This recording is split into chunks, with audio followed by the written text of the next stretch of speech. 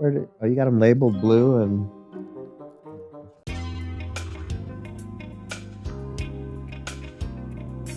Hey, what's up, you guys? This is B from Who Is That B Talking To for a special edition episode here in the Elvis Presley Suites at the Westgate, Las Vegas.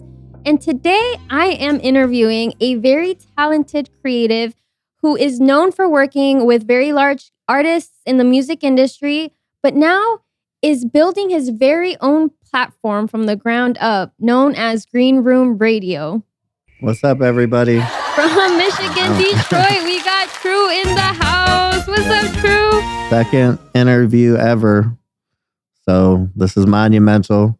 Sorry I haven't seen anybody in a while. I've been at home hiding from the public. What's happening? What it do, True? How you feeling tonight? I feel good. I feel like our interview today went well. Who did we interview today? We interviewed Kyla Nicole Healy, who is Don Johnson's girlfriend, but jazz singer. But that was fun. Yeah? She's cool. That energy that you saw with her, she's like, I've been around her probably like 10 times. She has that energy every time. Very chill, very relaxed, very go with the flow.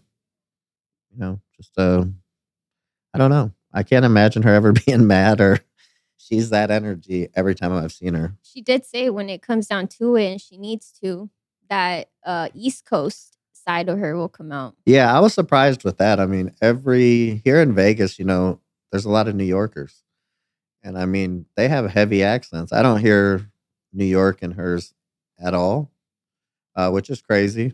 But I don't know. Maybe not everybody has that New York. Well, she did say she moved out to the West Coast when she was just like in her early 20s. So maybe like her accent. You know. What do you think of my accent? Your accent? Can you hear it? It's not one like a specific accent I can pick up, but I know it's not like West Coast. You know, Yeah, it doesn't give West Coast to me. I was born in Detroit. We moved to North Carolina. So for about 4 or 5 years, once you live there, my mom's from Alabama. So she still talks, hey, how y'all doing? So we had that when we lived in North Carolina. So I was born in Detroit, went to North Carolina, came back to Detroit at like 8 or 9. But like I said, we had that accent. Yes, ma'am. No, ma'am. How y'all doing? So all the girls loved us and all the guys wanted to fight us. But people always said I had a Midwest / country type of accent. But going to school in LA, I feel like that finally knocked out the accent. But people used to say you sound really country. Fortunately, I came from a very good family. My dad being an attorney, my mom owned a Century 21. But it was during the bad boy era, if you remember that, when the Pistons won a couple back to back. My dad was the attorney for them. So I got to grow up around that, which was cool. But I came from a 4-way crossing, to be completely honest with you. What's a 4-way crossing? I came from a place called Metamora, Michigan. So if you look that up, they call it the horse country. So I lived where basically when you say a 4-way crossing, you had a restaurant, a gas station, and we were surrounded by cornfields. I grew up in the country, which was funny because later on down the road, as my music and stuff started taking off, people would call that out. They'd be like, "Hey, man, you're not from Detroit. You're from Metamora." So people would research you, and they would try to like throw that out there, and it was kind of crazy because it is. I mean, I grew up in a very small town, but we would drive an hour to get to school. So we went to a Class A high school, which are the biggest, but it was an hour there and an hour back. So I grew up baling hay basically my whole life. Tell me a little bit about how you got into music. I picture you starting at an early age. Was that the case for you? Yep. I started, I had a teacher, which, I think about all the time, but when you live in a small town, I had a lady, her name was Miss Black. And she was, I would guess she was probably in her 70s. But she started training me at 5 years old. And so the thing that, that I think about a lot now is she never got to see where I went. And, coming from a town, it wasn't Detroit, is definitely, we're about an hour and a half outside of Detroit, but when you come from a town like you do, it's all like kind of like farmers and football and stuff like that. But people would make fun of you. You were the sissy piano player, and so I kind of like look back on that now, and I'm like, what's going on now? And it's kind of crazy to me because everybody I grew up with, they still live there. And I mean, I don't think that's a bad thing. I don't, it's just crazy to me that, people can be born, raised, and have kids and remain in the same town forever. And that's the type of town that I come from. Yeah, well, look at you. You evolved, you grew. Yeah. So you remember that teacher because she was someone that believed in you or inspired a musical Yes. interest in you, or how did Yeah, you? it was never, like I said, never hip hop, just classically trained on the piano. And so, like I said, I went from baling hay to just, I knew I wanted to get out of there where I was. Michigan was, when you get the cold weather and everything, Michigan was very, it's kind of depressing to live there. The people were very nice people, but I just was always like, man, I got to get out of here. So, I played soccer. And so soccer is what got me out of there. And what was crazy was I ended up playing soccer. My brother went on a football scholarship, but that got me to UCLA over in California. And so to me, that was like crazy. It was your ticket out. Yeah, I was just like, oh my God, I'm going to Hollywood. And, something that was really funny about going to out there. Me and a friend drove out there that got in, not for soccer, but he just got in the school too. We drove out there in a van, and we actually, when we arrived in California, they do a Pride festival every year. We arrived during that festival, and you're talking two farm kids and never seeing any stuff like that before. We were like, "Oh my God, where are we living at? What's going on?" But it was a culture shock, and people from our town, they looked at us like we were like national heroes, just because we actually left the town. So something I try to do, it's really odd to me. I don't go on Facebook a lot, but these people, they'll hit me up, people I didn't even hang out with, and they'll say, hey, I'm coming to Vegas. And I didn't think about it at first, but I'm just like, I didn't even talk to these people in school. Like I was friends with everybody, but it's like they weren't even direct friends. And then it finally hit me one day that when they come out here, it's such a big deal because they've never been anywhere outside of there. So I try to make a point now to when people come to town, like just try to make time, even if it's like 5 minutes, just to go say hi, because I know it's important to them.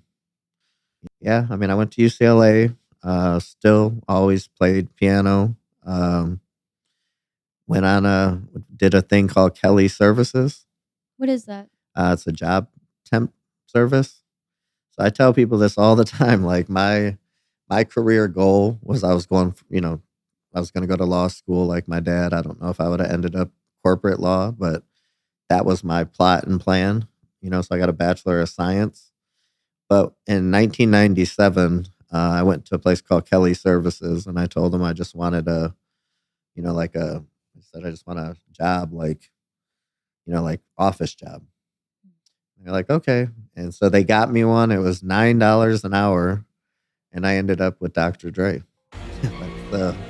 Which is, yeah, like Okay, right. hold on. Pause. Yeah. We are going to need a little bit of fleshing out of this bridge. How did that happen? That's crazy. Dr. Dre, did I hear that correctly? Yeah, Mr. Dr. Dre, and it was the second he left death row, like weeks after that whole departure. And so what they called me was, they called me like a runner. So basically, I'd go get their alcohol, their weed, kind of clean up. But all along, they didn't know that I was trained on the piano. So I'd be in the studio a lot, just watching these guys. And most of these guys, in this circle, they're all self-taught. And so I'd be watching them. And then finally, once I started feeling more comfortable, I'd be like, hey, you should try it like this. And then he was just like, whoa. He's like, bro, you're really good. And, he just said when the time was up, he's like, hey, when this little 90-day thing's over, he's like, we'd like for you to come work for us. So, yeah, so I tell people all the time, I said, listen, man, I never would have thought, I had no tattoos, dressed a lot different. I wore khaki pants and polo shirts every day. And so I graduated in 99, right when he signed one of his big artists. And he was like, hey, I got a guy from Michigan. Do you want to go back with him? Wait, hold on one second. When was that? It's my phone. I don't need it. What year was it that you got this temp agency job? And 1997. Okay, so I worked with him for 2 years, and then he signed a big rapper out of Detroit. And this was in 1999? 1999, right when I graduated. Oh, okay. UCLA. So I literally... and at this point, he was already like peeping your skill. You were I'd already build rapport with Dr. Dre. With himself. Dr. Dre and a lot of the West Coast people. So I'd already built a rapport. And so when people say like, how did you become a tour manager? Well, nowadays, back in a little bit before my time, people would have their friends as their manager. And that was always a big mistake. That's how, you're like, when you get to a point where you can't, you're basically doing two jobs. Like if you're not an attorney and you don't know how to read these contracts, I would be taking the paperwork and taking it to an attorney. So it's kind of like a 2-person thing. So they were just like, well, hey, how about you go and be a tour manager? And so I didn't really know what that was, but I was like, okay, I was like, I'll give it a shot. And at the time, the guy that I was with, he wasn't that big. I mean, I went back to Detroit with him. He was really into the electronic music scene. Did a lot of raves, with like 5. And I'm just like, what is that? I've never even heard electronic music before. And so we started out doing that. And then I wasn't making a lot of money. And so I actually walked on a team. There was a league out there called the Detroit Rockers. So I actually went and played my first season out there, and they gave me $32,000. And that's how I survived, because I wasn't playing the piano. No, playing soccer. And it was indoor soccer in a hockey arena. Okay. So it's really fast. With soccer. So. Yeah. No, I had to do that because the artist that I was working with, he wasn't making enough to pay everybody. So this was the artist that you mentioned, Dr. Dre signed in 1999. 1999. So, I mean, during that time, it's like you had your college degree, you were already doing college soccer. Yeah, like I think when he sent me with the person he sent me with, I don't think he thought it was going to turn into what it did. It was more so like, hey, yeah, he was like, hey, are you homesick? And I was homesick. And, and I just thought, hey, I'll give it a try, see what this is about. And I mean, the touring manager, being a tour manager. And so, when people say, what's a tour manager? I mean, when you're just starting out as an artist, I did everything, from booking flights to hotels to stage setup and teardowns to collecting money, everything. So it's like you started off like as this runner, right? Just doing these menial tasks. Yep. To where they're like, hey, this guy's actually kind of brilliant. He knows a little something. Yeah, I was super organized. I look at it now and I'm like, oh my God. But, we were on a VH1. There's a thing on VH1 about it. And at the time I had like 4 of those Motorola Razr phones. You had 4 of them? 4 of them. And, you, as a tour manager, the things that people don't understand, you have to have a backup to the backup to the backup. Because, you show up to a venue and the sound's not right. The lighting's not right. You have to have that in order. And it was funny because I always felt like everything was a hot mess, but somehow it would just all just come together. So did you have these skills already? And they're just like, they kept tacking on additional tasks. And they're like, all right, do you want to do this? And you're like, okay, I'll go for it. Yeah. I mean, like I said, we started doing that. We were doing very small shows. So it didn't make a whole lot of sense to me. My mom and dad weren't like the most happy about what I was doing. But again, one day I'd say about 6 months to a year after being out in Detroit, we get a call and, Dr. Dre was like, hey, would you like to come back? I mean, not come back, but he goes, I'm performing in Florida on spring break. And if anybody remembers those Panama City where they'd bring the models out on stage, we did that. So we got in a car and drove to Florida. And from that day forward, everything just took off. My life changed dramatically.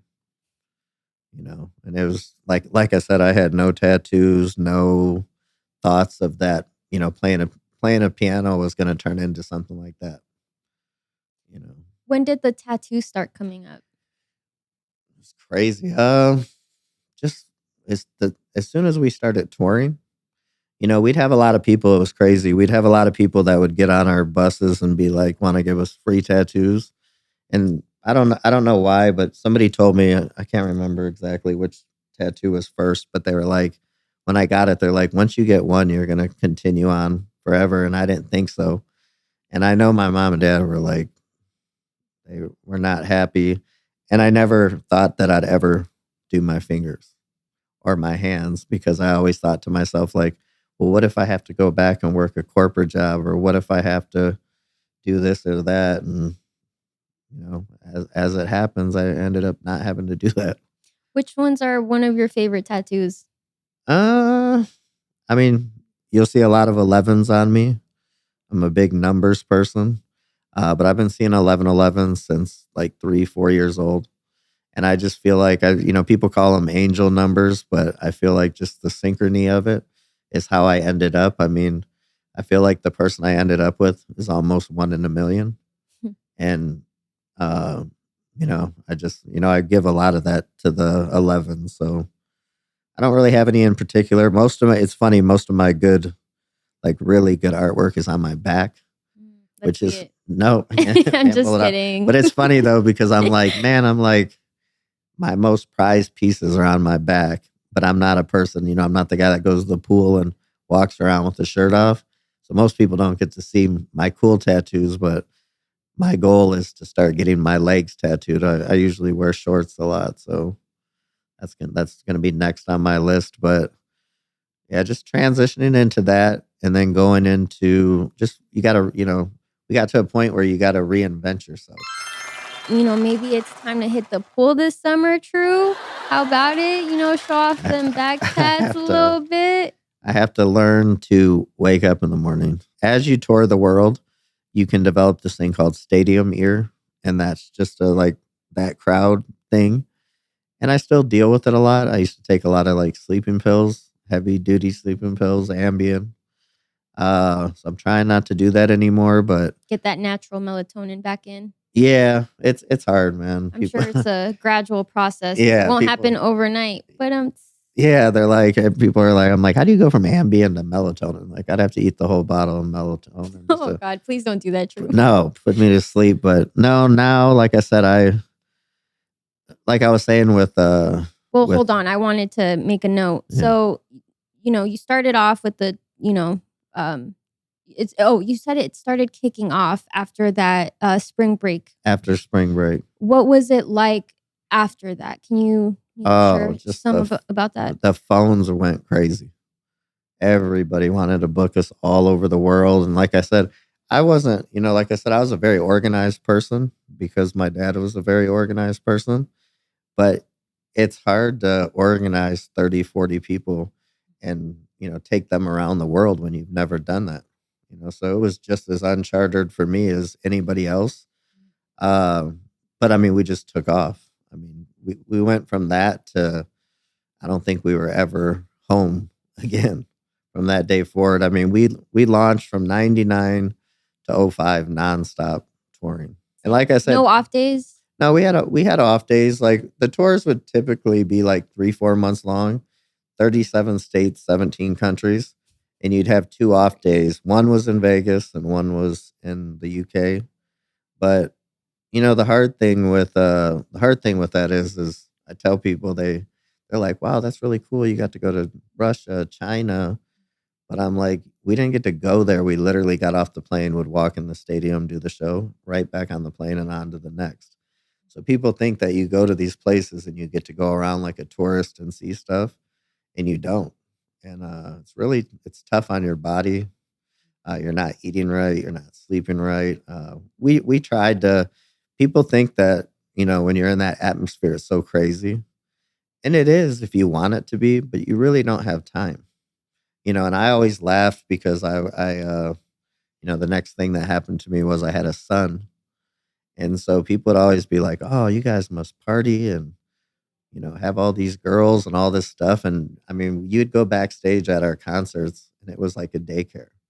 I mean, everybody that we traveled with had kids. Mm. So, and I mean, we had nannies and stuff, but my son now is 21 from those days. So I missed a lot of his childhood. When did you have him I had within him that in window? right when we were done touring in 2005. Oh, okay. So I mean, when we went out places where he was, we still did spot dates, they call them.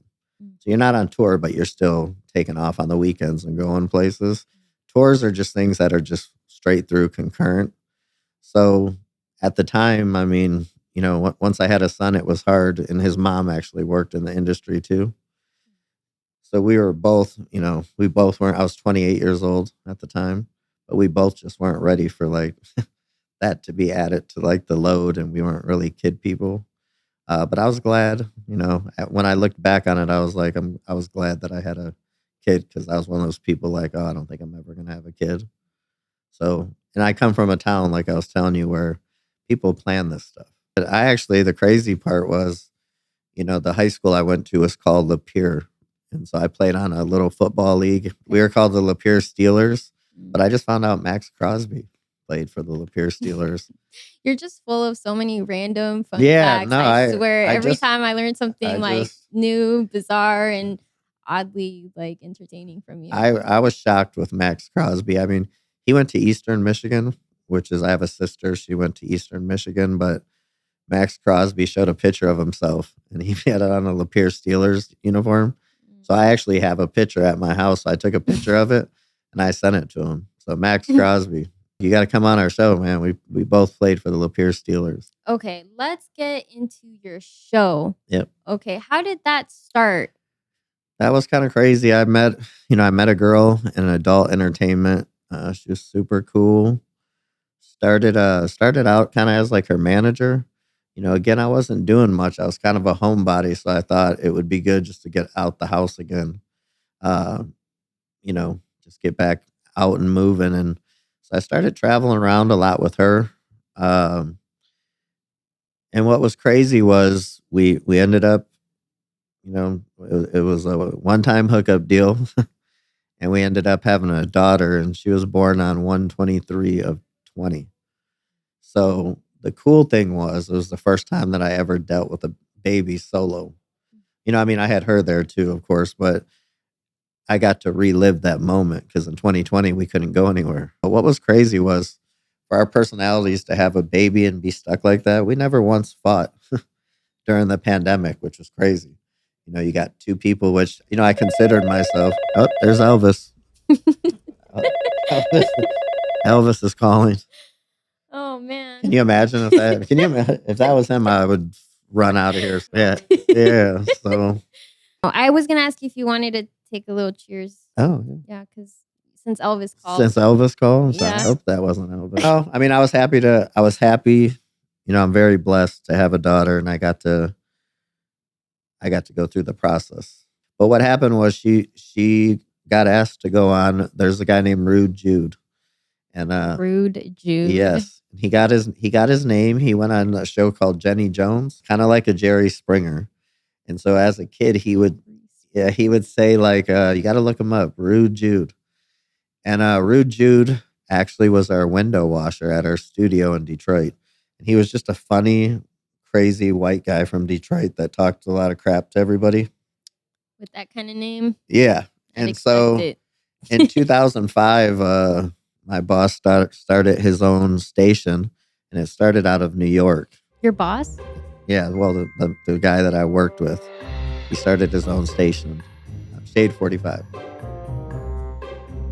Say my boss, Eminem. I was asked if I wanted to go to New York, and my answer was no. I was never a fan of New York. I don't like the way that people talk. So what was their pitch like to you? Like, what were they like? Oh, we're just going to start the show. We want you to be a part of it in what way? Or yeah, he made an option for me. And he said, would you like to go to New York and live in Manhattan? And I'd like to see you and, Rude Jude on a show. But the thing is this was everything that I'm not. Like, I'm very introvert. I didn't like talking to people. And I mean, at the time, I didn't want to move. My son was 1 year old. And I'm like, I wasn't a fan of New York. It's too like hustle and bustle and the weather.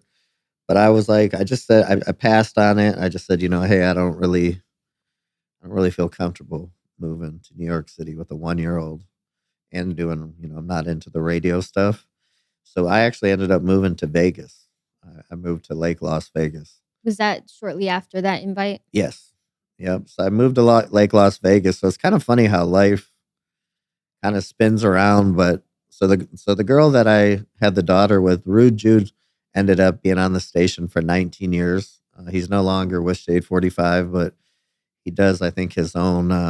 What do they call that? Patreon. And he had a huge fan base, probably the best on the station. He just got mad. He got mad because they wouldn't allow him to see the numbers. He didn't think he was getting paid accordingly.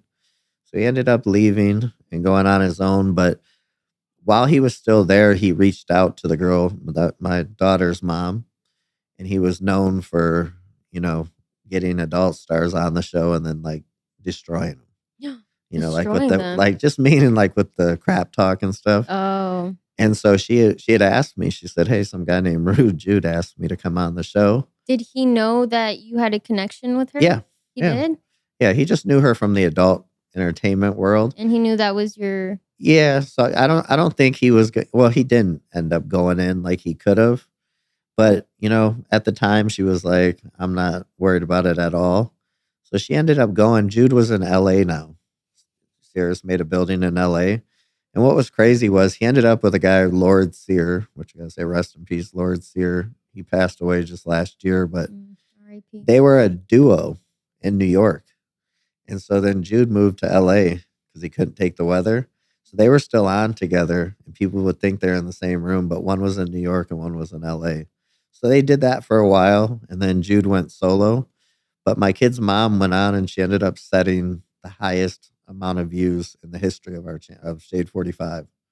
And so they started saying like, hey, like we kind of want to revamp Jude's show. Like, would you be interested in being like a co-host to him? And she's like, nah, she was doing fine doing appearances and stuff herself. But she's like, nah, I'm not into it. And then Sears was like, do you want your own show? Like, you can talk about whatever you want. You want to do an adult entertainer show? Like, we'll line you up with anything.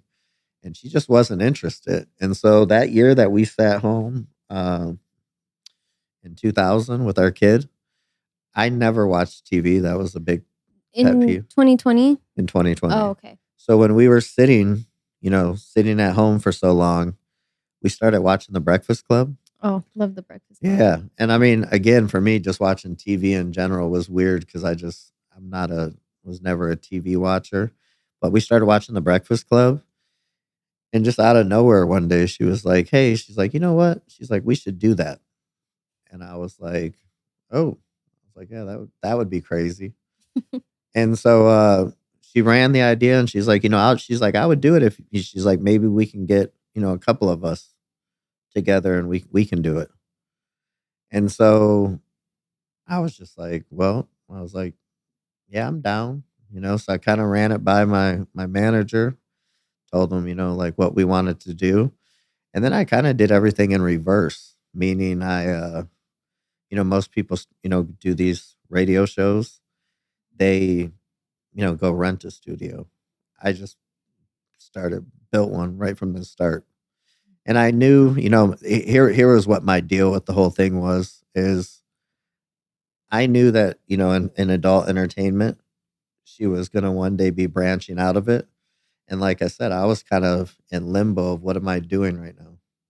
So I kind of felt like I was buying us both a job, if that makes sense. Yeah, like carving out something. Yeah, like I'm like, hey, we can ride this out. So when I say buy a job, it's like that's why I was so confident in like what I do, even though I wasn't a radio person at all. But I was like, you know what, I'll invest and put this kind of money down. And we just started doing it, and it kind of got choppy. Like 2020 was a weird year to, we got it. It was more towards 2021, but we started, we stopped. Things were, definitely going crazy a little bit with the world. So it was hard, but I mean, we got to talk to we got to speak to Joe Rogan What? You know, You over had Joe Rogan on your no, show? we got to speak to him over the phone. Oh, okay. My kid's mom ended up doing Joey Diaz. Mm. And so he's one of Joey Coco Diaz is one of like Joe Rogan's good friends. Okay. And it was crazy because we bumped into him in Vegas and he was like, "Oh no." He's like, I don't interview adult entertainers." He's like, "Only comedians, girls." He's like, "I have a daughter." And then There's always a stigma around it. Yeah. Well, then what was crazy was we were in LA, but he followed her on Twitter and he saw that she was in LA and he's like, "You know what?" He's like, "Come through." He's like, "Well, and what's funny is she was a big smoker and so was he. So we bought him this, I want to say it was $100 joint. And was it like huge or something? yeah, it was massive. And she smoked it and it was funny because it kind of like put her lights out during the show. She definitely didn't do as well, but it put her lights out like she was messed up. Yeah. Oh no. You know? And she was $100 joint might do that to you. Yeah. But he ended up connecting us, putting us on a call. So I just started asking him, I'm like, what do you do? How do you get going? And I'll never forget, he just said, "You just got to start." He said, once you get one person, that person's going to lead to another person. And then another, and he's like, all you got to do is go. And what was crazy was Come on, Joe. Yeah, I actually went back to Joe's like 1 through 10. Mm-hmm. And it was, it was, sorry to say this, Joe Rogan, but it was really dumb. Dang, Joe Rogan, if you're watching this, you getting roasted. Yeah, he would wear an astronaut suit and they would smoke weed and talk about absolutely nothing. Wait, what? He'd be in an astronaut suit? Yeah, watch. I got to go back. You can look it up, Joe Rogan. I don't know how long he did the astronaut suit. Rogan astronaut suit. Yeah, but he just smoked weed and they would just lose their train of thought a lot. That's funny. But he started out like that and then, like he transitioned but the biggest thing that I got was he said, "You just got to go." And he said, and he said, took that and ran with it. Yeah, we just started with, the people that everybody has somebody. Everybody has, I always tell people, no matter who I meet, even people off the street, everybody is connected to somebody. And it's not, people always ask like, what's a somebody? Well, it's just somebody that's different, so you start with your own networks and we started like that. And like I said, it's just been spiraling. And now I feel like, I want to say we're probably, I kind of lost track, but I think we're about 3 to 4 years in. And like I was telling you the other day, like I think going back to Breakfast Club, Joe Rogan, these guys are in the game, everybody wants to be them, but it's like, they were doing that for 15 years. And who knows how they finance that themselves. And, it's obviously, as you know, doing your own show, it's hard. Takes a lot of work. People think it's a plug and play process. And it's not, and even me, and I was blessed to have some money. I still tried to do things on my own, I really wanted to micromanage it. And like I said, I always said people never screwed you over intentionally. But it's like when you have a friend of a friend of a friend that's going to edit this video for you and they're going to do that, but then they don't. And then next thing you know, I was like 10 to 15 episodes behind. And like I said, so we gradually, made it to a point where I finally was able to let go of that. So that's kind of in the beginning, you had some unreliable people that you were working with. Yeah, well, you know how it wasn't that they're unreliable. They were just younger people. They took the job because I don't think it was so much about the money, but they'd be like, "Yeah, I can edit your stuff for you." And it would be, a lot cheaper than most people. Yeah. And I get what you mean. It's not necessarily intentional, but sometimes work or they take on too much for themselves. The bandwidth. Yes. Yeah, that makes sense. So so I always knew, I never took it personal, but I was like, okay, we keep getting another video guy and another video guy and another video guy. And I'm like, we need an actual company. A company, you say? Yeah, we actually needed a company. And that's, like I said, that changed. What kind of company? I will say adults that like doing this for a living, and they're doing it for a living, and I believe they're also in the game. And, it's not to say that a lot of these guys, these photo and video guys that do these shoots, it's not to say, a lot of them, they probably won't do this forever. I think it's side hustle. But it's worth for the people that are trying to do a show, if you can get the money together or the sponsorship, I highly recommend that you do that. I wish I would have done it. If I said we were going 4 years, I wish I would have done what I did a couple years ago. Yeah, well, you did mention you started kind of backwards, kind of like backward engineering it. Yep. But this is still, a growing journey, and look at you now. Like you have Yeah. close to 3,000 subscribers on your YouTube channel, and I'm sure you have plenty of other people that stream on the audio only platforms and check you out on the socials. What has been kind of one of your biggest like aha moments throughout this journey? The aha moment is just that I was the last man standing.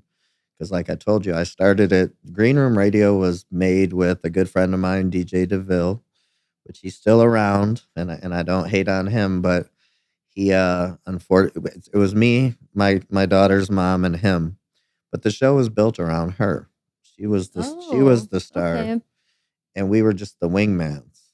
Mm. And like I said, it's just, again, a lot of people say they're gonna do something and they just don't do it. And I see that a lot here in Vegas, or they do too much. So it's like saying you see a girl and she could say, I do adult entertainment, I dance, I do podcasting, and I'm like, you're 25% in everything. If you really just stuck to one lane, you'd actually become very good. And so, I mean, the first person that I lost was my daughter's mom. And what was devastating to me about that was what I saw on Breakfast Club. When I heard they were losing Angela Yee, I was like, oh, that's not a big deal. I'm like, she didn't really say much. It was mostly Envy and Charlemagne the God. And the second she came off that show, I've never looked at it the same.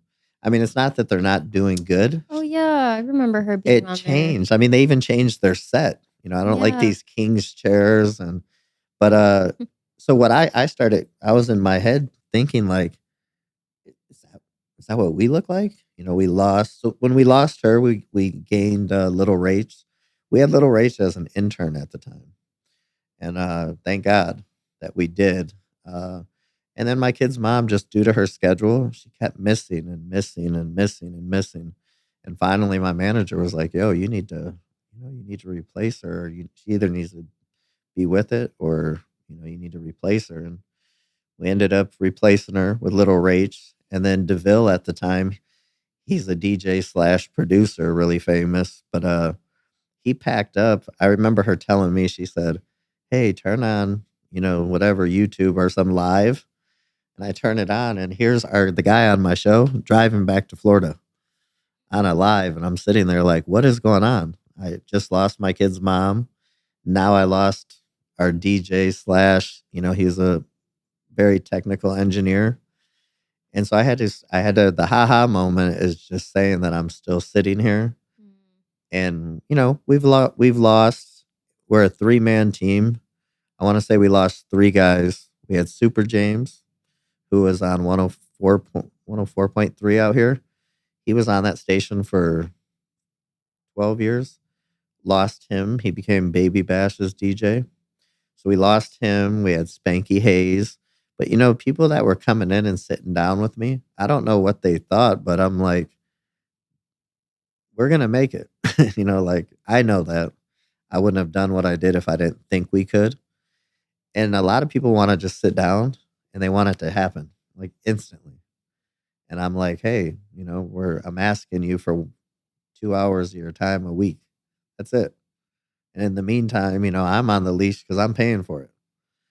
And, it's just weird to see, to have to the aha moment is these people, I'm still sitting there and I'm still going. And it has only gotten better. I never say anybody, even the people that left, I never say I don't compare people to, everybody's different. So I don't say like, oh, well, he left, but he's not very good. Everybody was good at the time that they were there. But again, it's just not something they wanted to do for a living. So my goal with what we're doing now that I got a little bit more time on my hands, is, I hate even saying No Jumper. I'm not a fan of them at all, but, they kind of started a really big media company where, you kind of take the best of everybody's podcast and you put everybody together. Everybody should be promoting each other. I know it gets difficult because some people are going to be bigger than others. So it's like, well, how do we split the money up if this and that? And I'm like, I think everything can be worked out. But that's the vision I see. I did do it once already. I did it with celebrities. I did Charleston White, Jenna Jameson, and Canseco. And I mean, the lesson I learned there is just like what I told you. These guys are already famous in other areas. This isn't what they're trying to do for a living. So they were in and out very fast. So now I'm just like, the only people that I'm dealing with are people that I know that want to do this forever. Or at least, I mean, nobody can ever say forever, but I need to know that this is what they want to do for a living, and then I'll bring them in. And like I said, it doesn't matter what phase they're in the journey, but I think if you get a group of people together and everybody's on the same page, everybody can grow faster. So that's what I'd like to start, but it's a lot, because now you're organizing other people's stuff too. Yeah, and well, you're skilled at, the organizing, the coordinating, and can be kind of disappointing, that people leave for whatever reasons. Very disappointing. And at the same time, I see, you as this being like your project, your vision, and that's why I think you strike me as someone who's very like, you want to shy away from that limelight, but I really do feel like you're the man behind the work, like from the jump, so I think it is, but I want people to, I've always made people feel this way. I don't like to be sitting there doing what we're doing. Little Rach used to call me her boss, and I'm like, stop calling me your boss. I'm not your boss. We're like, I just like, I mean, at the end of the day, yeah, I am doing it all, and I'm very invested. Like, let's give some credit where it's due. But I'm invested, and like I said, it's hard to lose somebody. But like I said, the people that I've lost, it was never due to anything other than, just life. Life happens, and so you have to know that. And I mean, my manager at one point, after losing like 3 people, he said, "Hey, dude, you need to do this by yourself. Mm-hmm. Like you got it. You do got it." And I said, I was like, it was funny because I was like, I didn't get into this though to do it like that. Like, I don't know why. I mean, I don't feel like it. Like when I told you, life works in a mysterious ways. I mean, there's a lot less to control that way. But I got into this because I like the aspect of 3 people. I mean, you saw our interview today. I mean, it's just, you got 3 different perspectives. And I just feel like, with you doing a show yourself, everybody has that freeze moment or that moment where they're kind of like fall out of it, including myself. Yeah, that happens to me. And so you get, what you don't, well, what you realize now is when you got good editing people, they make those spots disappear. That's right. Yeah. And I mean, but they still do that for us. Shout out to Beat. No, so, I mean, that Snoop Dogg clip where he's like, I just like to thank myself. Yeah. Yeah. I want to thank me for believing in me. I want to thank me for doing all this hard work. I want to thank me for having no days off. No, and I know you told me that you do that yourself, but I mean, that's my one pro tip is that if you can get to the spot, whether it be sponsorship, because there could be 2 things. One, maybe you do have the money, but you don't want to release the control.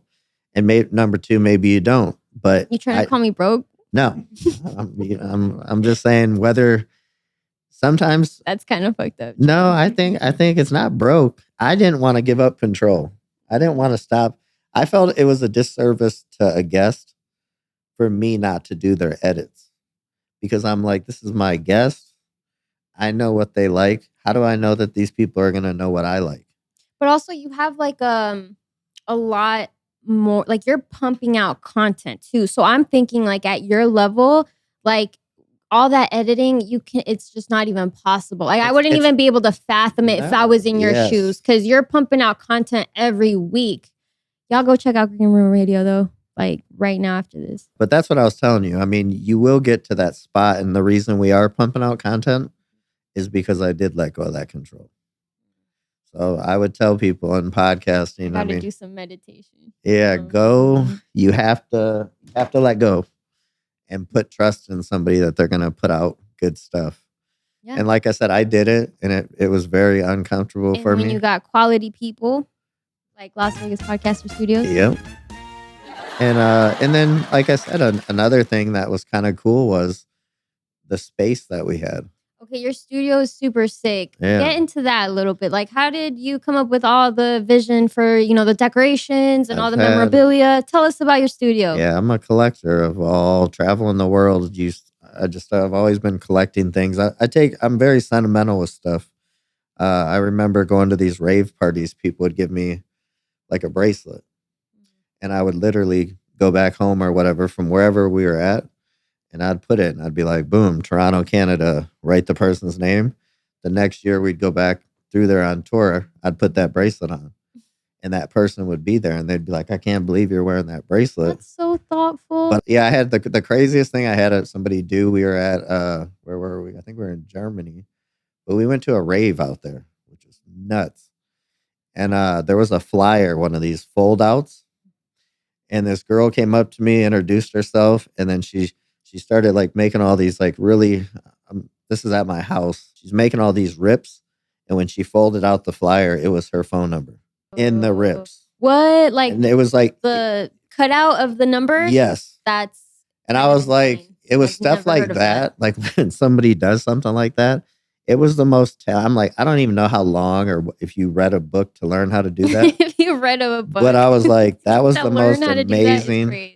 So I'm a collector. So when somebody gives me something, I like to hang on to it. I like to label it and put it on the wall. And like I said, I think when people come in the studio now, now I'm at a point where, let's get this money back. I put a lot of money out. That's right. And it's kind of odd to even let people come into your space. Yeah. Now you're letting outsiders, but I'm comfortable with it. And like I said, I have a feeling it's gonna be big, and I hope that we can help a lot of people. And I mean, how can you not, collect stuff like this when they're literally? I really just wanted to use the word artifact.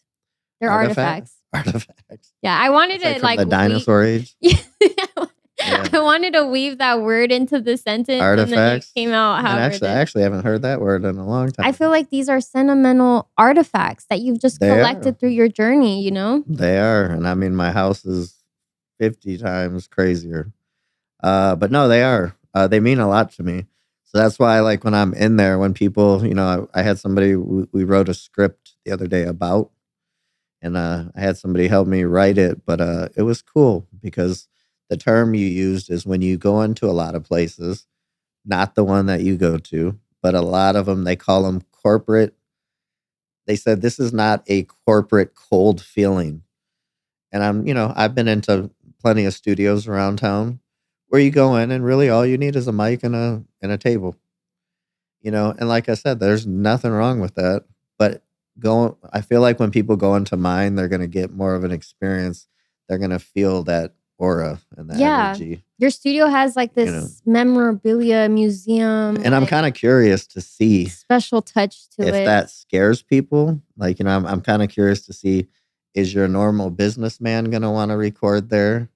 Or do they want something more professional? So, I mean, it'll be interesting. Something to consider. But yeah. But I think for most people, it's going to be the experience. And at the end of the day, the way we're tuned in, you just see the person in the chair. That's true. So you're really not seeing the stuff that's on the walls. They're good icebreakers for before and after, too. Yeah.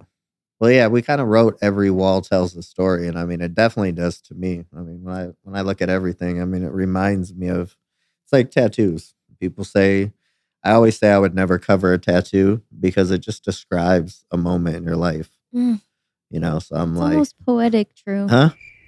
It is. I told you my Gemini story the other day about dating 4 Geminis in a row. And I even put the Gemini symbol on my thing. And I said, I did that. I see it. I said, I did it. It's real. Yeah. I said, I did it to tell the Geminis that I'm not afraid of them. But it was just, it was odd. That's hilarious. What's your sign? I'm Sagittarius. Stop. Yeah. I'm not a sign person. But when I figured out, a dollar sign person, you feel me? Is that what are you? Dollar sign. What's that mean? I'm a Sagittarius. Sagittarius. You're Sagittarius? Yeah, that's why I said what's the date? Sag gang. What's the date? Mine's December mine's- 19th. Shut up. Is yours December 19th? Yeah. Lying. Oh, snaps. You might Hey, to win. so You might man. literal to win. The fact that we're just finding this out right now, too, is crazy. In Elvis's presence. And the phone calls out of nowhere. That's insane. But, something weird, like I said, again, going back to synchrony, we ended up. Synchronicity or synchrony? So now, okay, so Which one is it? you come into our circle. Which circle? Me, just the green room circle. Oh, I But love that circle. You have one the of the same best circles. birthday as me. The DJ Misbehave. She's a Gemini. She was hot. Wait, Or is. Yep, She's really hot. She's pretty hot. But and then we had another girl, Dana. Dana. She's a Gemini. So again, Cocktail waitress hero. now here's the crazy thing with her. Not only is she Gemini, she's the exact same birthday as my kid's mom. Wow. So again, when I'm saying just about synchrony, That's what you mean. I see. it's for whatever reason. Like 11-11. Yeah, there's no like attraction thing like that with them. But I'm just saying, for some reason, I'm attracting Geminis. I like the disclaimer. Good job. Yeah, but it's just, I mean, I always just say I'm not surprised. Yeah. It's surprising, but it's not. I'm not surprised that you have the same birthday as me. That's what it is. I didn't even realize my phone also fell on the floor. Shall we pick up our cell phones so Yeah. that we can move on to our next segment? You got to share what your favorite song of the day is. Favorite song of the day. Ooh, I got that. You know what my other phone goes? I got 2 phones, one for the plug. I hate when I post something on Instagram and it gets like 28 likes. Like, that's some bullshit. Like, I poured my heart and soul into this post and it's got 28 likes. And you want the song? Okay, wait, what? I said, you said, what's my favorite song right now? Oh, yeah. What's your favorite song? D12 is coming out with a new album, and they just dropped a song with Exhibit. And excuse me for not, don't ask me what it's called. I don't know. I just heard it yesterday, but I'm rocking with it. D12 and who? Exhibit? Exhibit. And I know B Real's done a few songs with D12. But it's banging. I think I found it. Is it called Tear It Down? Yep, Tear It Down. With Be Real? Yep. Yeah, Be Real, just so a lot of people don't know, Cypress Hill was managed by my same manager. Oh, really? Yeah, so we D12 and Cypress Hill, and everybody's been together since day one. All right, let's check out True's favorite song of the day track. It's good. And they're playing with the band too.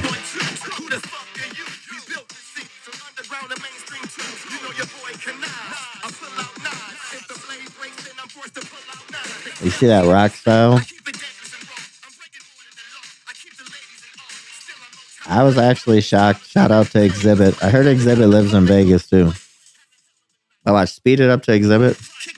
Like halfway.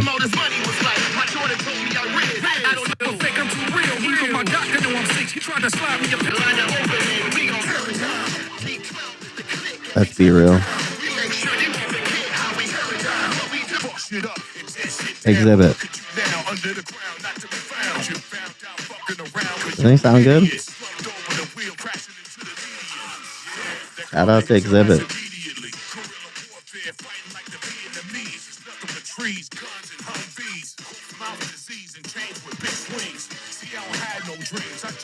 Yeah, Exhibit kind of, they put him in my category. They say we fell off. Exhibit's back.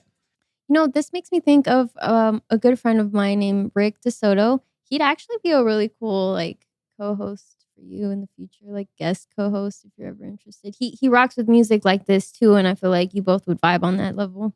Yeah. We, like I said, we don't. Not me pitching right now. Yeah, you're like, we'll talk about it later. You're trying to replace yourself. giving me another guest host. Yeah. Well, hopefully, like I said, we stick to the program. But you're like, what you doing right now? Yeah, you're giving away your job. Is but it doing guests, bringing in guest hosts, honestly, has been it's kind of fun. I mean, it's nerve wracking because people might be expecting you know the regular people, or they think, where'd the other two people? Why didn't they come? That's what I thought we were going to get today with Don, because he's very particular. Don's usually like, where's Little Rach? Where's Will? Like, he's very intuitive. So, Yeah, I think he rocked with it. yeah. Well, thanks for sharing your song of the day. The next question, before we start wrapping up our all exclusive interview, what's something like you're looking forward to or excited about for Green Room Radio? For Green Room, I'm just excited about getting the studio open. And the reason for that, like I said, it's not about getting back the money. It's about creating more money to create more opportunities. Because I tell people, I tell everybody, I invest in myself. I'm willing to put everything out there because I know it's going to work. And so when you ask people, it's like saying with Green Room, would you build a $500,000 studio if you've never did a show before? So it's hard that's why I said when you lose people, it's like, geez, maybe I wouldn't. What if I came on your show and you did that? And all I have to do is show up. I would love to just show up and be able to sit down and just get up and leave. But I can't do that. So I'm locked in just to get it going. And the reason being is there's other things I want to do. I want to get to conventions. I want to get to backstages at concerts. I still want to be in Green Room and have that weekly show.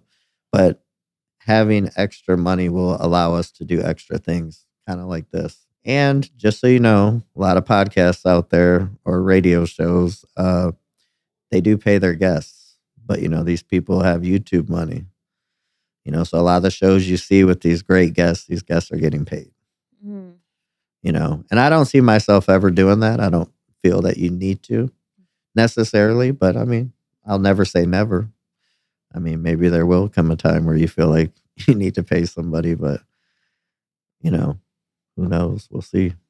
All right, final question. What kind of advice would you give to your younger self or to, the youth at large for kids who want to do like what you've done in your career trajectory, all the different things you've gotten into? Yeah, that's very easy. One, miss the drug phase.